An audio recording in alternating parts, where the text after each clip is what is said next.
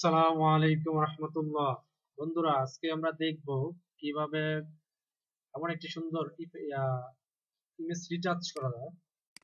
অর্থাৎ দেখতেছেন, এই এইরকম ছিল না ইমেজটা, মূলত ইমেজটা এরকম ছিল। অর্থাৎ এরকম আগে একটা ইমেজ ছিল, সেটা কিরকম, এরকম একটা ইমেজ ইফেক্ট দেওয়া যায়।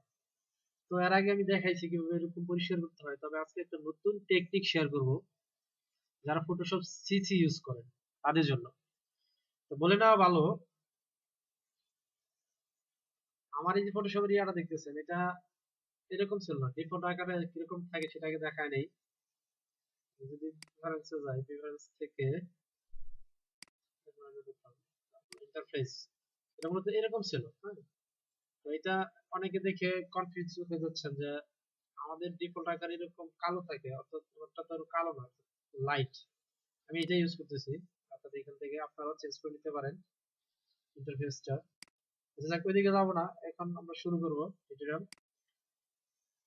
তো আজকে যেটা দেখাবো সেটা হচ্ছে যারা ফটোশপ সিসি ইউজ করেন তাদের জন্য, বা ফটোশপ সিএস 6 এও এই অপশনটা থাকতে পারে, আমি সঠিক জানি না।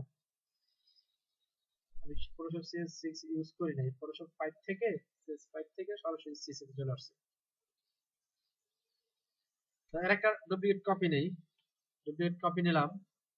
আমি যাব ফিল্টার, ফিল্টার থেকে ক্যামেরা র ফিল্টার।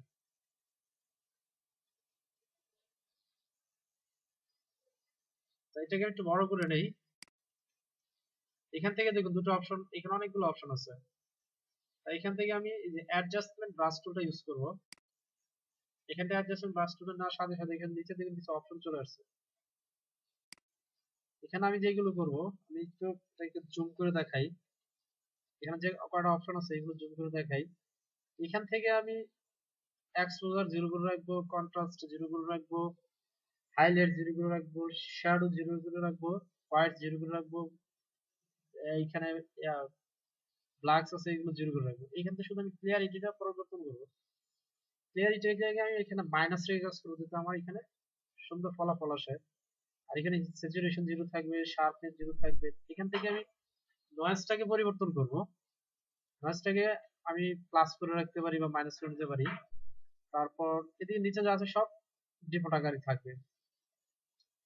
তো আমি এখান থেকে অ্যাটলিস্ট নয়েজটা যদি আমি পরিবর্তন করি, দেখেন কি অবস্থা দেখায়। যদি সামান্য একটা পরিবর্তন কিন্তু আসতেছে, আপনারা বুঝতে পারতেছেন না, অবশ্যই একটু কাজ করলে পরে বুঝতে পারবেন। এখান থেকে আমি ক্লিয়ারিটিটা একটু মাইনাস করে দিই। এটা ইমেজের পরিবর্তন হচ্ছে বোঝা যাচ্ছে না, কারণ আমি এই ব্রাশ টুলটা এখনো কাজ করিনি। আমি এখন ব্রাশ টুলটা কাজ করি, তাহলে বুঝতে পারবেন। এখানে আমি ব্রাশ টুলের সাইজটা কমিয়ে নেই। দেখুন, এটা এক ধরনের পরিবর্তন চলে আসতেছে। হ্যাঁ, এখন যদি আমি ক্লিয়ারিটিটা বাড়াই, দেখবেন যে নয়েজটা বাড়াই, দেখবেন যে এখানে এর উপর প্রভাব পড়তেছে। হ্যাঁ, এখন এখন প্রভাব পড়তেছে।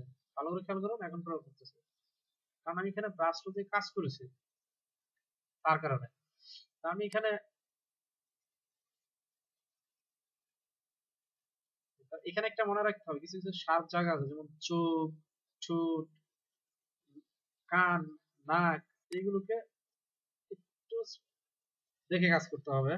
আমি একটু দ্রুত করতেছি কারণ ডিটেল বেশি বড় করবো না, তার জন্য। এখানে খারাপ দেখা যাচ্ছে, আমি ইয়াটা করছি, আমি দেখাই আছি। এইখানে এটার জন্য ঠিক আছে। এইখান থেকে আমি ক্লিয়ারিটিটা কিছু কমিয়ে নেই, অর্থাৎ মাইনাস অ্যামাউন্টটা কিছু কমাই, 39 রাখলাম, এবং নয়েজ রিডিউসটা কিছু কমাই, যাতে আমার ক্যালকুলেটর লুকটা দেখতে বেটার দেখা যায়। হ্যাঁ,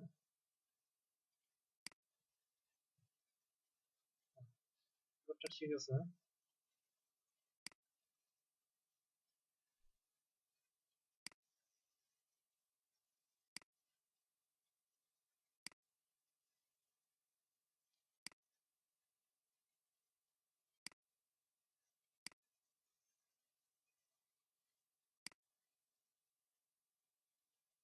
শুধু আপনাদের সাথে টেকনিকটা শেয়ার করবো, আগে বলেছি যে আপনাদের সাথে টেকনিকটা শেয়ার করবো। আপনারা এটার উপর প্র্যাকটিস করবেন, দেখবেন যে সুন্দর ভালো ভালো ইফেক্ট পাবেন।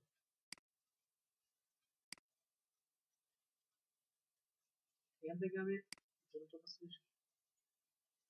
আহ, এখান থেকে আমি যে কালারটা হিউম্যান রেসিডিউশনটা চাইলে একটু চেঞ্জ করে দিতে পারি।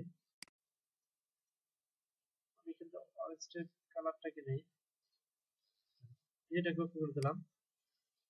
এটা এরকম হলো, আমি এটাকে আরেকটা কপি নেই আরো ভালো বোঝার জন্য। আমি যাবো আবার ফিল্টার, ফিল্টার থেকে ক্যামেরা ফিল্টার,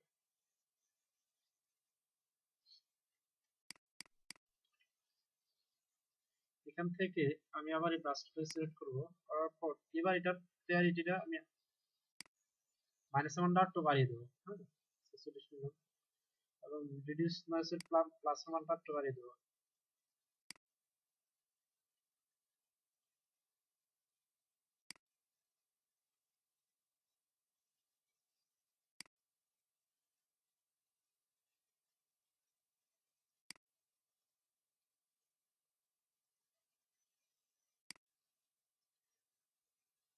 খুব ঠান্ডা মাথায় কাজ করতে হবে।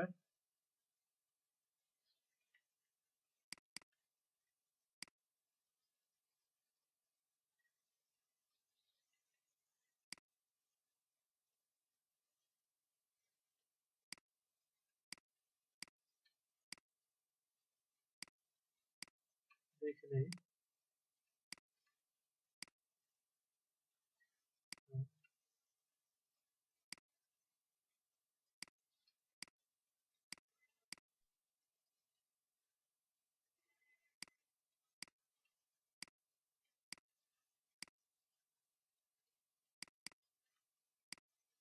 নিজের একটা মোটামুটি ভালোই দেখা যাচ্ছে। তারপরে চাইলে আপনি যত সময় দিবেন তত এটা সুন্দর হবে। আগে বলে না, যত সময় দিবেন তত এটা সুন্দর হবে এবং লুকটা দেখতে ভালো লাগবে। চাইলে যেগুলো উঠিয়ে দিতে পারি। শুধু ফেসটা করে দেখালাম, আপনারা সমস্তটাই কাজ করতে পারেন। একটু বাড়িয়ে তাড়াতাড়ি করে শেষ করি, পিকচার বড় হয়ে যাচ্ছে।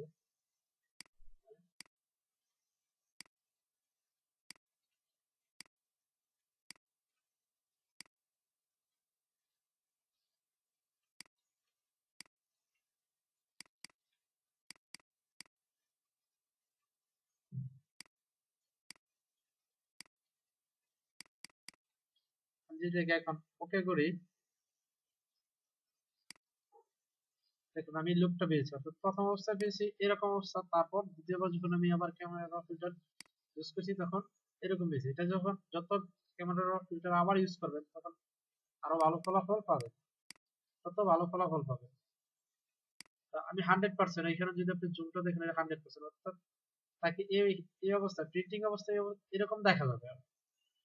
প্রিন্টিং অবস্থা এরকম নয়, কারণ 100% দিতেই প্রিন্টিং হয়, প্রিন্টিং অবস্থা এরকম দেখা যাবে। তো আপনারা চাইলে এই রক ফিল্টার আর কি কি কাজ আপনারা দেখে নিতে পারেন। আমি শুধু গেলে আপনাদের সাথে এই টেকনিকটা শেয়ার করলাম। অন্য সময় অন্য একটি টিউটোরিয়াল নিয়ে হাজির হব। এগুলি শেষ করছি। আল্লাহ হাফেজ।